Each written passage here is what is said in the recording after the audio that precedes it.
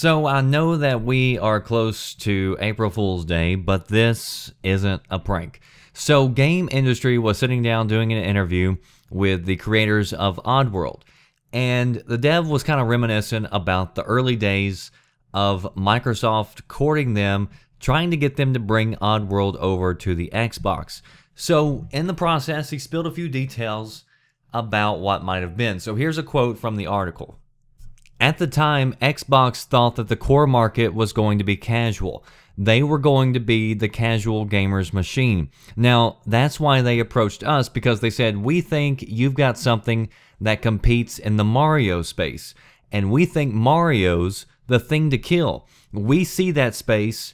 We want that audience. We love Oddworld, so why don't you get on this bandwagon, and we might give the box away.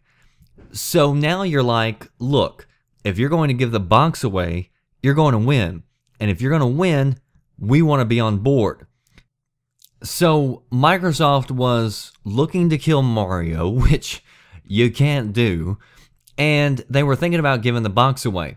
And, you know, starting with Mario, I mean, Mario is going to be here for generations to come. And I'm sure Microsoft knows that by now. But even back then, they should have known that, because you've got generations of kids who have grown up with that, and they're going to have kids. Their kids are going to know Mario. I mean, it's just going to continue.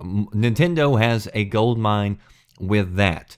But as far as, you know, talking about giving the Xbox away, I mean, people are aware that these companies don't make a whole lot of money on the hardware. We've talked about that. The idea is to get the hardware into the homes to sell the software, because the software is where you make your money. Even if Microsoft or Sony, they don't publish a game, if their name even isn't on that game, if the game is sold on their platform, they make money off of that. So it makes sense for them to want to have as many consoles as possible in the homes.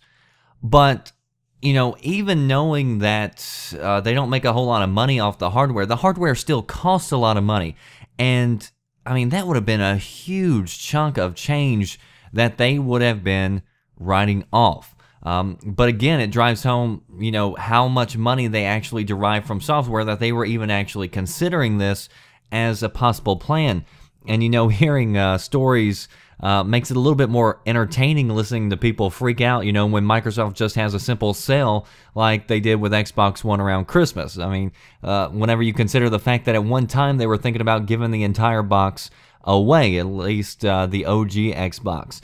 And it turns out that that's not the only wild idea that they had. Also in this interview, they mentioned that there was even talk at one time that Microsoft should just make a power play and just go after Nintendo and buy Nintendo completely out.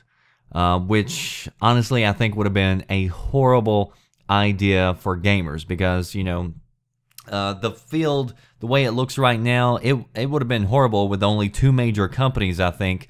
And I really do believe that each platform brings their own unique offerings, and they really all need each other. So I would hate for any of them to go away. I've said that plenty of times before, but it is kind of interesting to read about the brainstorming meetings that they had, and hearing about decisions that were almost carried out.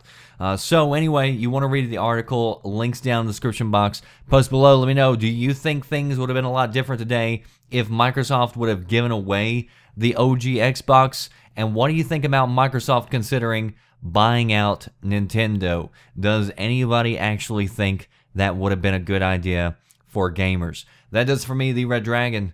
I'll see you next time. Thanks for watching. Are you listening? Damn.